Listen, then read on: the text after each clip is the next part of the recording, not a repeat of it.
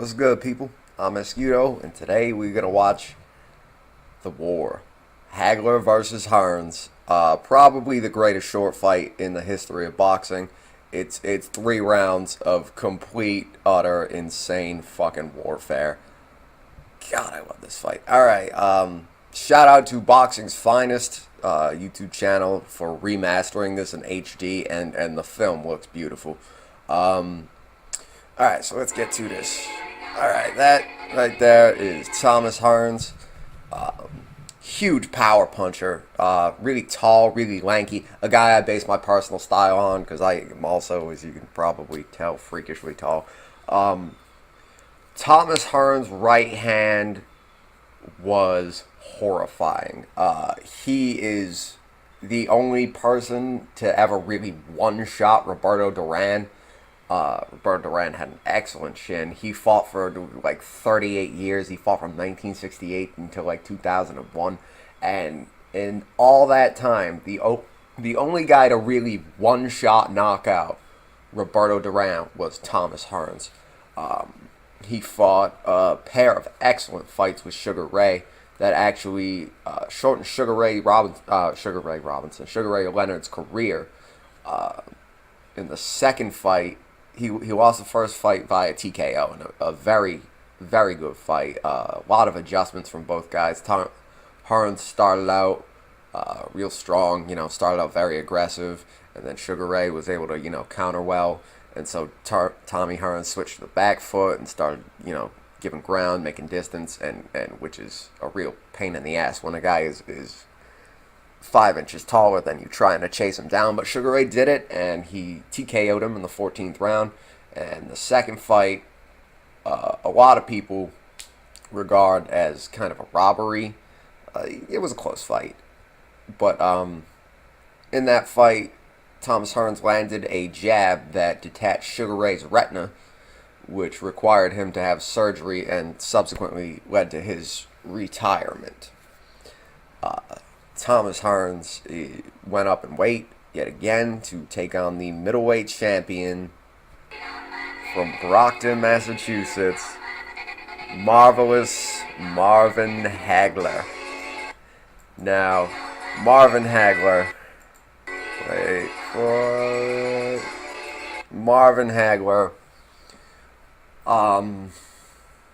probably the hardest chin I've ever seen in any fighter, and he's going to prove it here pretty soon.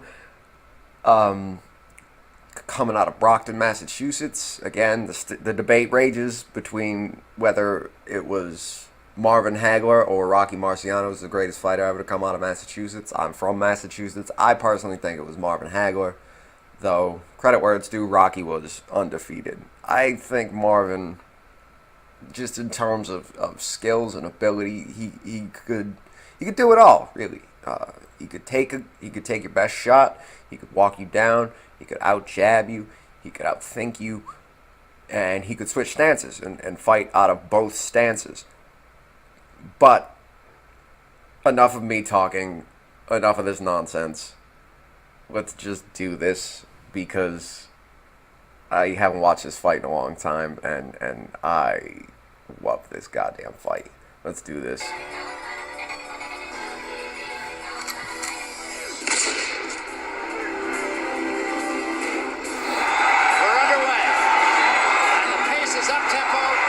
And here we go.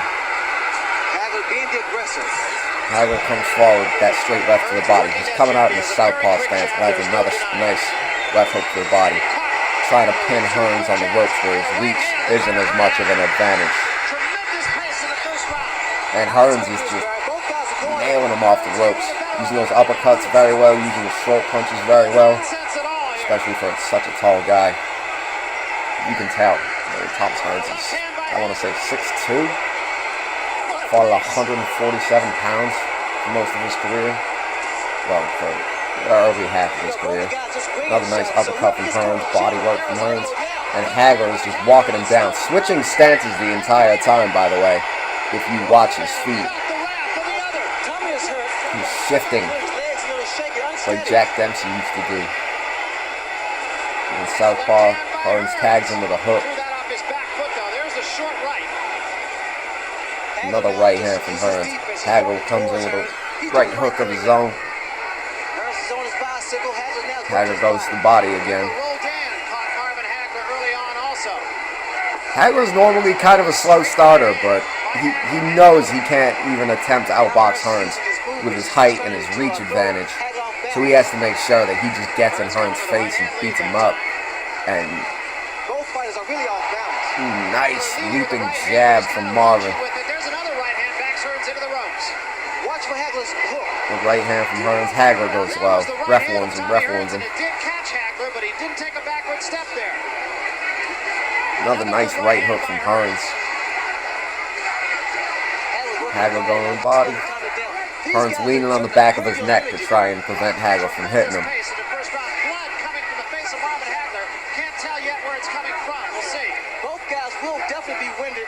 Ooh, nasty left hook from Hearns. Nice uppercut too.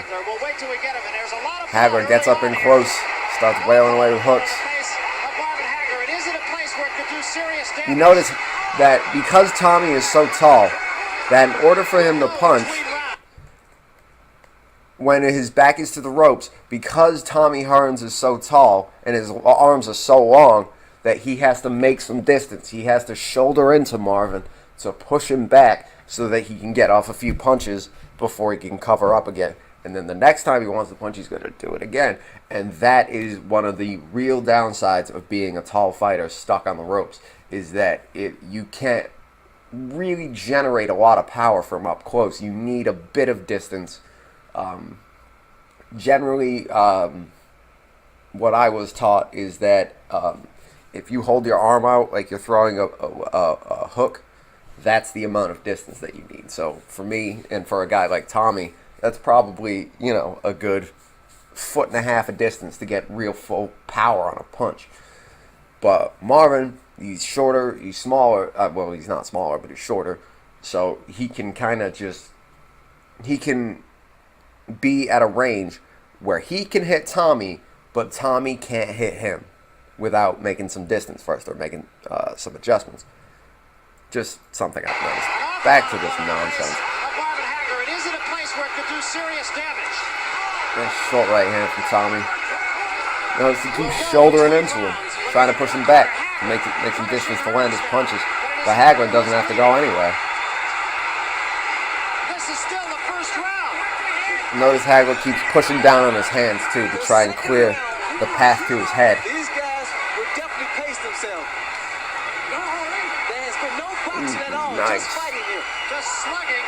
Blood on the face of Marvin Hagler again. We can't quite tell where it's coming from. Nasty shots from both guys. Oh, Hearns wobbles. Hearns wobbles. And now Hearns bounces right back. This may be the most brutal, even round you've ever seen in boxing. What a first fucking round.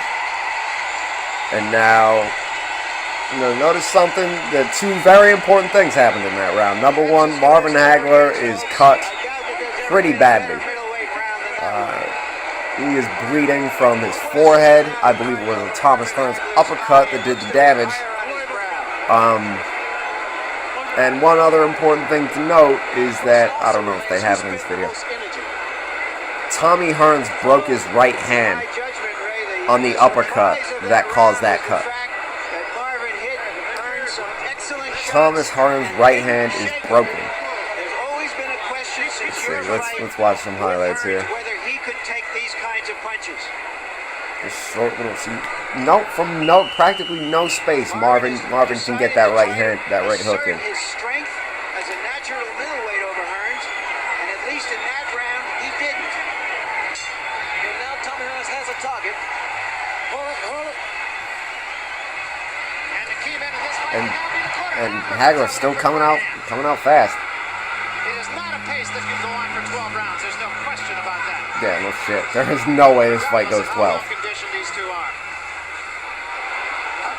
Tommy's looking to box more, which he probably should have been doing from the get-go. I understand that with a guy like Hagler, you got to get his respect, but you're not going to knock him out. Even an amazing puncher like Thomas Hearns is not going to knock out Marvin Hagler. Ooh, nice right hook. punch. I'm looking forward to Hagler pretty much. Hagler switches stances again. He goes to orthodox. Tommy has a With the left hook to the body. Tommy just slips. And Hagler comes with that looping right hook. There's a swelling under the eye of Marvin Hagler as well, and also a little bit of blood under as well as over. And he's throwing that broken right hand. He's throwing that broken right hand with all that he can. Again, Tommy has That's bravery. If you've ever broken your hand, it's an accumulation of There's another straight right hand. That one it also feels hurt terrible. Thomas Hearns. You can feel your bone clicking, Hearns depending goes on where you gets broke his it. breath and comes right back. What I've done it a few times, as you can probably guess. I like Marvin's tactic so far. He's walking his man down. Hearns trying to stay off the straight line, trying to stay lateral. Moves off the ropes very well right there. Still snapping that right hand. Thomas Hearns fighting a very effective fight so far. He has Marvin Hagler cut. Cut is really more above the nose than it is over the eye, although it can cause him problems. There's no question about that. There's also a little blood in the bottom. Oh, Tommy's legs are not looking good. Tommy's legs do not look good. I don't like when Tommy's moving. He's really off balance. He's not moving with good balance. Marvin, see, clears out the hands again, and then is able to land a punch. Granted, it went low, but when a guy's really tall, it's easy to go well on him. Tom just put both I feet mean, together. it's Very dangerous. Look at him. He's off He's balance. awkward. He definitely is awkward. This is when Hagler needs to throw that hook. nice left hook from Tommy Hearns. Tommy's just standing right in front of Marvin. Hearns said he had to keep that foot outside. Straight right to the body, straight right to the head, left hook combo, and Marvin Hagler counters with a couple left hooks of his own. Hearns is definitely hurt. He is definitely hurt. And now this is Marvin should take control. No, we're gonna rewind that for a second because that's something that I really like to do. Where is it? All right, let's start again. Hearns kept his feet. Hearns is hurt. That was a good get back. Hearns is definitely hurt. He is definitely hurt. Okay. You see, Marvin has a grip around Hearns' right hand, and he's pulling it down with the wrist, and that allows him, because Tommy Hearns has to keep it up because of the threat of that right hook, it allows him to maneuver around Tommy Hearns. And because he's up so close, Hearns can't really respond with his other hand. And what he's going to try and do is pull that block forward as he throws the left hook. He's trying to block break, but Hearns is really holding that block up very tightly. And you can see he fires 3-4 hooks here. Hearns was holding Marvin Hagler's right hand there. Now he tries to fight Ooh, back. nice shot. Takes the left Left hand. Hearns against the ropes. He's on rubber legs. Another good right hand by Hagler. Hagler is just mauling him. Goes to work. Just vicious at this point. Tommy shouldn't be here. Yeah, Tommy needs to get out. He needs to use his legs, but his legs don't seem to be there. Hagler is really on here. And Hagler is just going to town. And Tommy smiles at him. A little rubbing leg. Once again, Marvin Hagler hit Hearns some of his best shots, but there the accumulation See the shot on Marvin's forehead. That can be a bad area. You know, he got caught high up on the forehead, and sometimes even still the blood can run down into the eyes, but it looks like Hagler's corner man has it under control. This guy, Tommy's corner man is a guy by the name of Emmanuel Stewart. He ran one of the most famous gyms in the world. It's called the Kronk Gym in Detroit. And he has taught so many great fighters. James Toney, you know I love my James Toney. He came in to help Lennox Lewis, the Klitschko brothers, Gerald McClellan. Emmanuel Stewart, he was a great commentator too. Emmanuel Stewart was one of the most important people in boxing who wasn't actually a boxer himself. And, you know, I just want to say rest in peace, Emmanuel Stewart. You did great things for this game, including training this fucking giant destroyer on Tommy Hearns. All right, let's get back to this.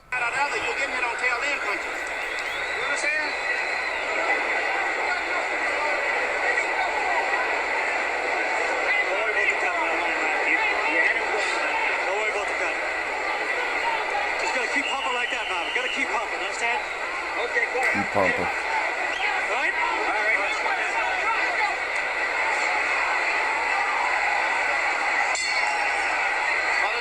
The two most prevalent words on the lips of the 15,000 here at Caesar's Palace have got to be great fight so far. Yeah. What a war. And Hearns still throwing that 1-2. That broken right hand. You can see it. Yeah. Nice head movement to get out of the way of that right hand from Hagler. He's just pretty much using his own strength. Nice body jab to the head from Hearns. Solid tactic, good way to land punches. Right hand, left hook, double jab. He's showing some nice lateral footwork too, staying off the rope. His legs don't look good though. His legs look very, very rubbery. Just looks to be awkward. He just seems to get his legs tied up. Nice. He really is awkward. Timing that left hook from Tommy Hearns. And now we're going to get a moment for the doctor to come in. And the doctor comes in to check the cut on Hagler. Yeah. And here's the thing. A story I heard, I'm not sure if it's real, they don't show it in the video, but when the doctor was called in about that cut right there, the referee asked Marvin, can you see? Marvin responded, I ain't missing him, am I? Oh, Marvin Hagler, you're a bad motherfucker, and I love you. A lot of blood on the face of Marvin Hagler. Another nasty left hook. Hearns popping that jab out. Hearns could be a very beautiful boxer. Hagler is just coming forward, working the body, lands a nice uppercut on the inside. And again, it's a matter of accumulation of punches thrown by Hagler, which is probably wearing Tommy down. Notice how Hearns keeps stepping forward to lead for dominance against the southpaw, so he can land that right hand. Ooh, Hagler lands an overhand right and runs and leaps into a right hand to put Tommy Hearns down.